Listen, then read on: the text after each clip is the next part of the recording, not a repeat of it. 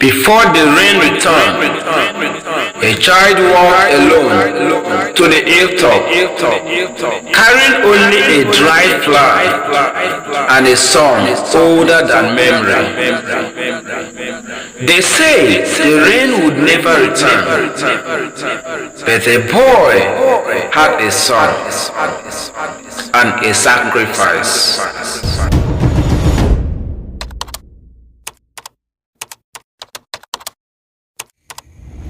The sun beat down, an unrelenting armor on the cracked earth.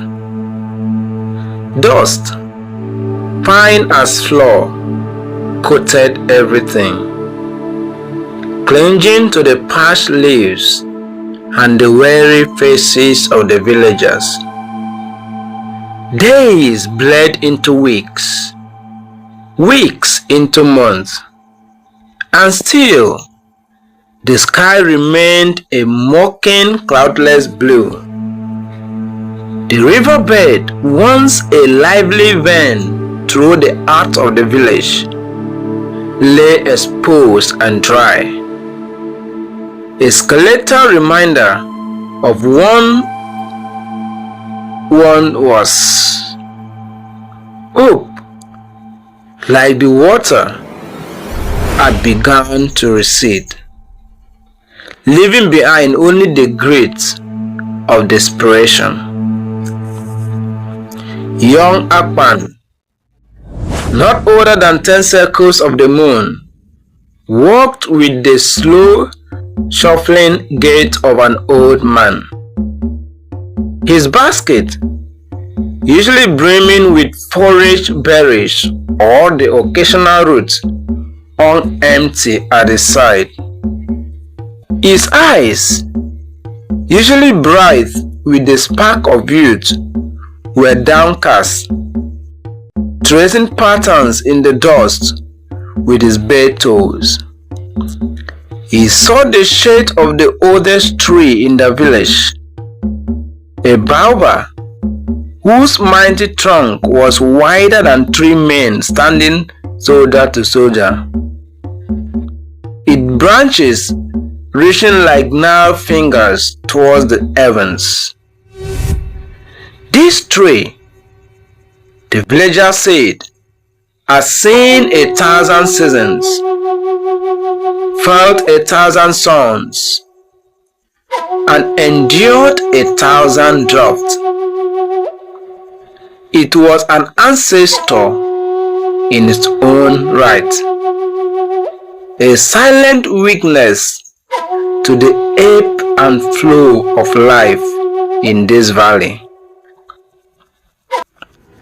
Akpan slumped against its massive roots, feeling the cold rub back against his cheek. He closed his eyes, wishing for rain, for the sound of it on the leaves, for the feel of it on his skin. He wished for the laughter to return to his mother's eyes, for the fear to leave the faces of the elders. Then a whisper, like the rustling of leaves in a breeze that wasn't there, brushed against his ear. It was a sound he knew, a voice he had heard before, though no one else in the village believed him. The voice of the ancient tree. "Little one," the voice hummed, "your heart is heavy, like the cloud that refused to gather." Akpan opened his eyes. "Old one," he replied, his voice barely a murmur. "The thirst is a fire in our bellies. Will the rain never come?" A long, slow sigh seemed to emanate from the very core of the tree. "Ah, little one, the rain always comes, But sometimes its coming carries a heavy price.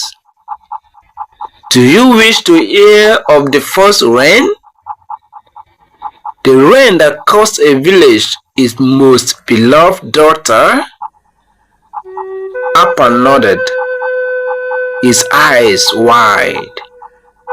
He had heard tales of the ancient times, of creation and destruction, but never of the first rain. Long, long ago, the tree began, its voice a low rumble. When the world was young and the rivers still finding their paths, there was a time of endless sun, much like this one. The earth cracked, just as it does now. The animals grew weak, and the people, my first people, looked to the heavens with despair.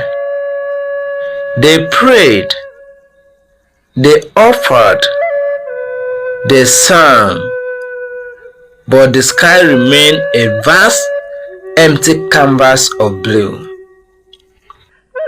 The tree's voice grew softer, as if remembering a painful memory.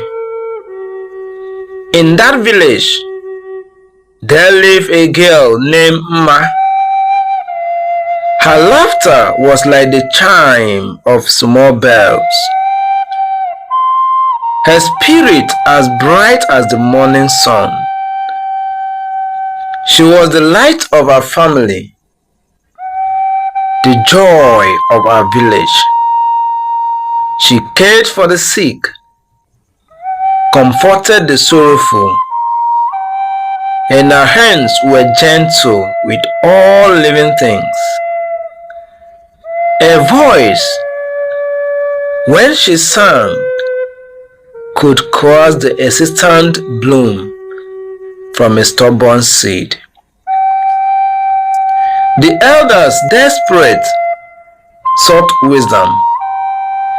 They consulted the diviners, studied the stars, and listened to the whispers of the wind.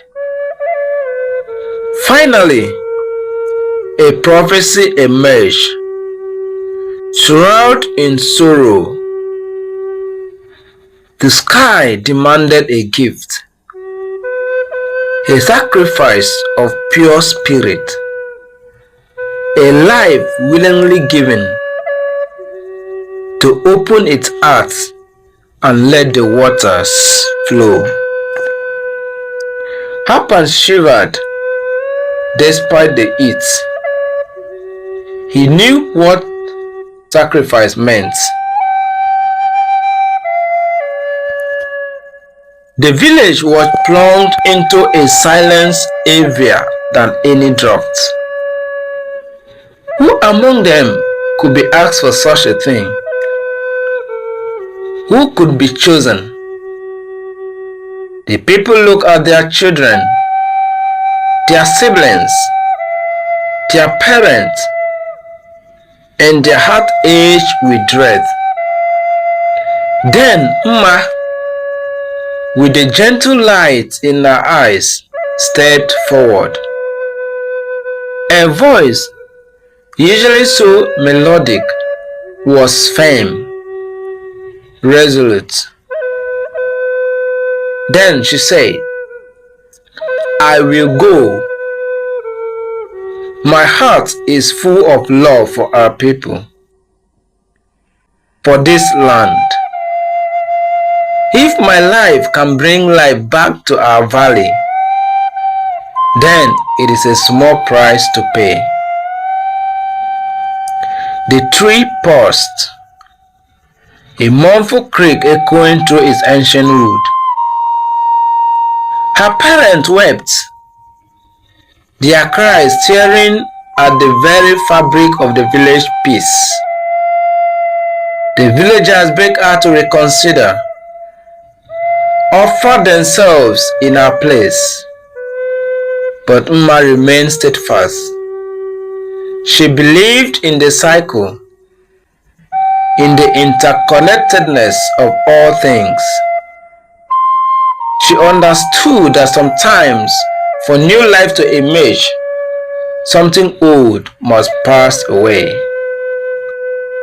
On the appointed day, Mma walked to the highest point of the valley, adorned in white, carrying only a single withered flower. The entire village watched, their hearts heavy as stone, their tears mingling with the dust on their faces. Mma stood tall, facing the vast indifferent sky. She sang a song of hope and surrender, a melody that spoke of green fields and flowing rivers, of laughter returning and life reborn. A voice clear and pure floated on the still air. And as the last notes faded, a single tear, bright as a polished stone, rolled down her cheek. It fell to the parched earth, and where it landed, a tiny vibrant green sprout pushed through the cracked soil. At that moment, the sky, as if in recognition, began to shift. A faint tremor ran through the air, and then a distant rumble. Slowly, impossibly, dark clouds began to gather on the horizon. Not wisps or smudges, but deep, bruised purple clouds, heavy with promise. The wind, which has been still for so long, stirred, carrying the scent of damp earth, a scent almost forgotten. The villagers watched, breathless, a flicker of hope igniting in their eyes.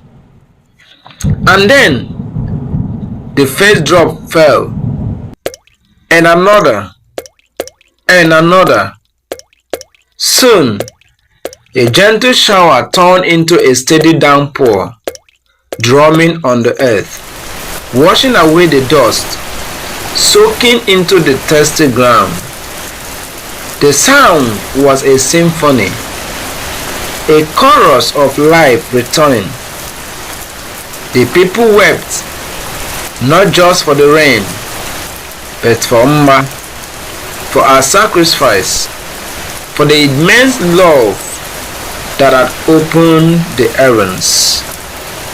The rain fell for days, nourishing the land, filling the rivers, bringing forth a riot of grain.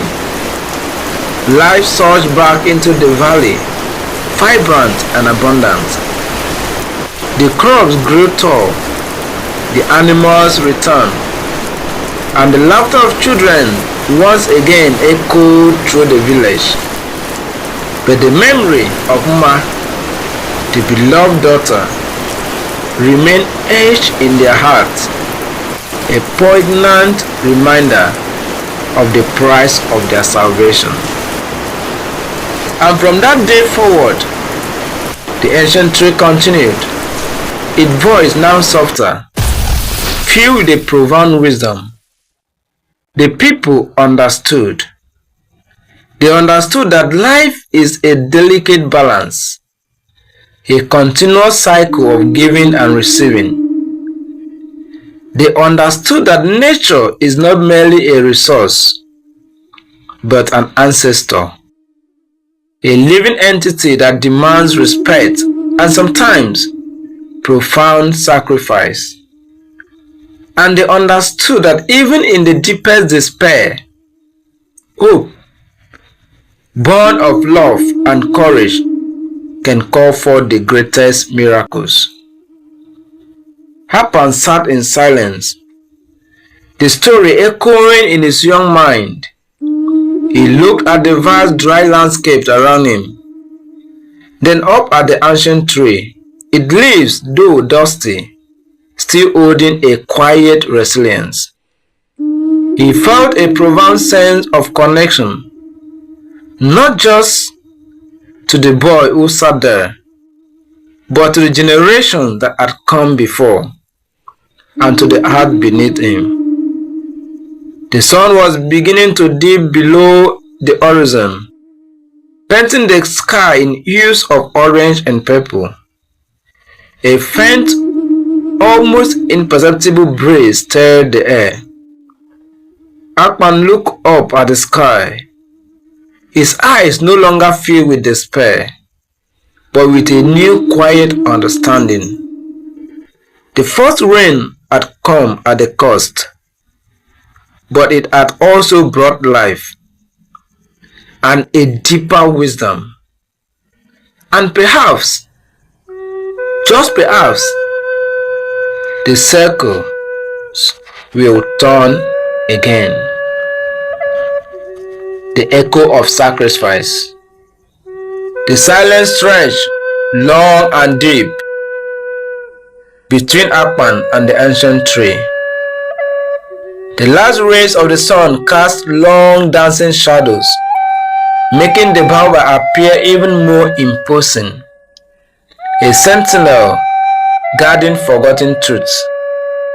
Akpan's small hand instinctively reached out, tracing the deep grooves in the bark, feeling the texture of ages past. He felt a kinship with Ma, though centuries separated them. She too had been small, yet her spirit had been immense. "Hold one," Akpan finally spoke, his voice barely a whisper. Ma was brave, so very brave. The tree hummed, a deep vibration that resonated through the ground. Indeed, little Akpan, and her spirit lives on, not just in the stories, but in the very resilience of this land, and in the heart of every true descendant. For you see, Akpan, Ma was your ancestor, many generations removed. Her blood flows in your veins, her courage whispers in your soul. Akpan gasped, his eyes wide with a newfound awe. The story wasn't just a tale, it was his heritage, a part of him. He looked at his parched hands, then back at the cracked heart.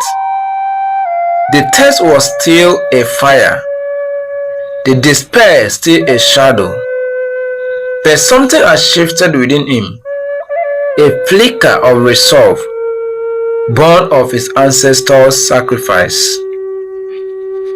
Days turned into agonizing weeks. The sun remained a relentless tyrant. The riverbed became a dust bowl, and the remaining water source dwindled to muddy puddles. The villagers' faces grew knot, their hopes like dry leaves ready to crumble.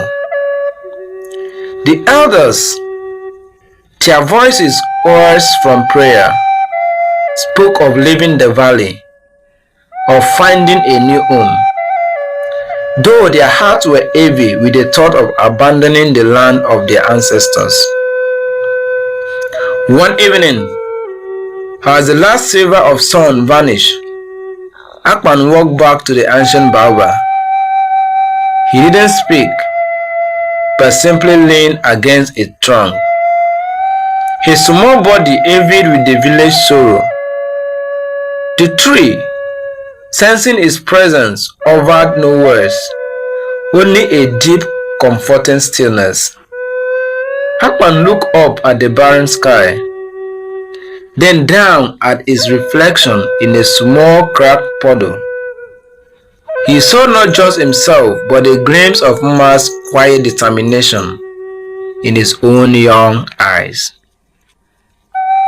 He knew what had to be done. The cycle demanded it. The land cried out. The next morning, before the sun had fully risen, Akpan, clad in a simple white tunic, walked silently to the higher point of the valley, just as Mma had done. In his hand, he carried a single dry blossom from the ancient baobab, a symbolic link to his ancestor. The village was still asleep, unaware of his quiet resolve. He stood facing the vast, indifferent sky, a small figure dwarfed by the immensity of the landscape. He closed his eyes, took a deep breath, and began to sing.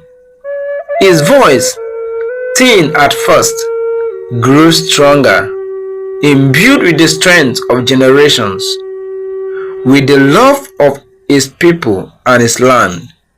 He sang of the green valleys, of the rushing rivers, of the laughter and love that will return. It was Mma's song, passed down through the whispers of the ancestors, now sung by our descendants. As the final note of his song faded, Akpan pricked his finger with a sharp thorn from the baobab blossom. A single drop of his blood, bright against his skin, fell to the parched earth, landing exactly where Mma's tear had centuries ago. At that very instant, a tremor ran through the air, deeper and more profound than any felt before. A dark breeze purple cloud, unlike any seen in the living memory, materialized on the horizon, expanding with astonishing speed. The wind, a fierce hungry beast, swept through the valley, kicking up dust, carrying the scent of damp earth, raw and ancient. Then a single fat raindrop splattered on Akpan's forehead. Then another, and another. Soon the sky opened, not a gentle shower, but a deluge, a rolling torrent that hammered the earth, churning the dust into mud, filling the dry riverbed with a gush of life-giving water. The sound was deafening, triumphant. Akpan stood there drenched, his face upturned to the sky, a small knowing smile on his lips. He felt the cold embrace of the rain, the powerful surge of life returning, and a profound peace settled over him. He had completed the cycle. He had honored his ancestor, and he knew with the certainty that resonated through his very bones that a sacrifice like Mma's was not an ending, but a new beginning. The rain continued to fall, cleansing the land, nourishing the parched earth, and washing away the last vestiges of despair from the heart of the villagers. When the sun finally broke through the clouds, painting a vibrant rainbow across the sky, the valley was transformed.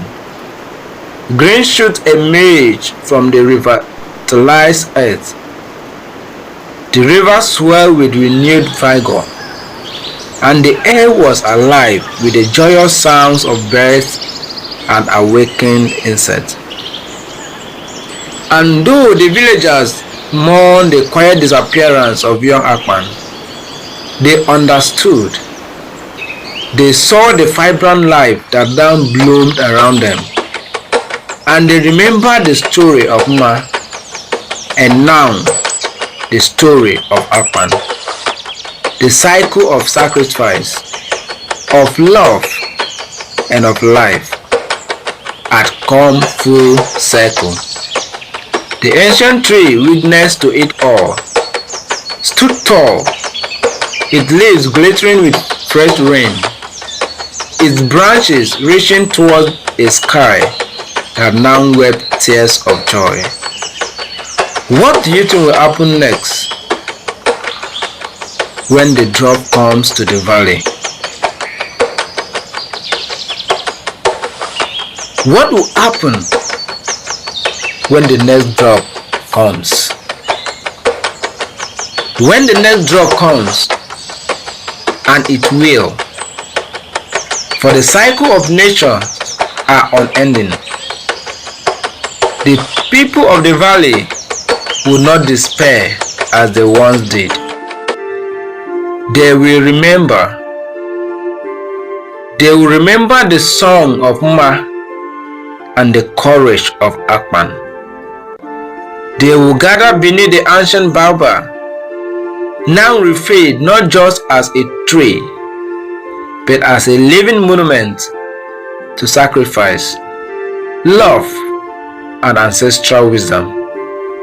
And there, children will be taught the sacred songs, not just sung, but felt deep in the marrow of their being. This time, the drop will not feel like a curse, but a summoning, a call to balance, to listen, to reconnect.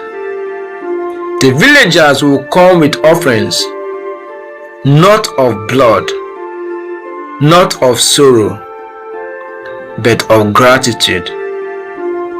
They will water the tree with their prayers. They will tell stories to the winds, and they will honor the earth with care and passion. And should the land demand more, it will find a people afraid to answer. It will find a people ready not to give lives in pain, but to live lives in harmony. Because now, the spirit of Ma lives in their stories, and the heart of Akpan beats in every child who listens. And because of that, the rain will always come. Dear listeners, what are the morals of this story? Quickly, before we go, let's look at the key morals of the story. Number 1, sacrifice for a greater good, which is also known as selflessness. We see that both Ma and Akpan demonstrated the profound moral that true leadership and love often involve putting the needs of the community and the land before one's needs. Their willingness to give up their lives for the survival of their people is the central, most powerful moral. Secondly, the interconnectedness of life and nature. The story emphasizes that humans are not separate from nature, but an integral part of its cycles. The ancient tree is a living ancestor, and the earth itself is a sentient being that responds to our actions and heartfelt offerings. This moral teaches respect and reverence for the natural world. Next is wisdom from the old, listening to elders and nature. The ancient tree is a symbol of timeless wisdom which guided Akpan. This teaches the importance of listening to those with experience, whether they are human elders or the ancient wisdom embodied in nature itself. And finally, the price of life. valuing resources. The story suggests that life, and especially abundant life, often comes at a cost. It is not to say that every good thing requires sacrifice, but it highlights that true value and profound change often demand something significant in return, fostering an appreciation for what is received. What do you learn from this story? Tell us one moral that you've learned in the comment section.